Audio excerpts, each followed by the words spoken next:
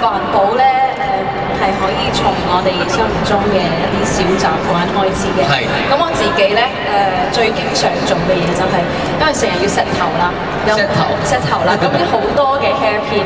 係。咁好多時候我哋唔知咁多 hair pin 做咩咧？留翻嚟撩牙。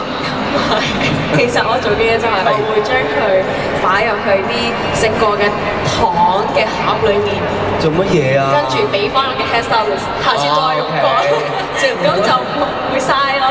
幾好喎呢個 tips，大家記住咯喎。除此之外咧，環保咧、環境污染咧，對你嚟講有啲咩親身經歷同我哋分享下？其實對於一個歌手嚟講咧，空氣污染係最直接嘅一個好大嘅影響。氣管有影響喎。係因為其實我好 appreciate 而家政府咧會有分區啦，即係有啲係非吸煙嘅區，有啲係可以吸煙嘅。咁以前未分嘅時候咧，好多時候要喺一啲close 即係 indoor 嘅地方唱歌嘅時候咧，就好多人食煙嘅。烏煙瘴氣咁樣。跟住其實對歌手嚟講係好難受，同埋好難唱到嘅。而今日喺度沙田馬場非常之好啦，風和日麗，亦都有好好嘅陽光。希望我哋啲陽光咧喺專呢個歌聲帶動之下咧，繼續延續落去。交個頭俾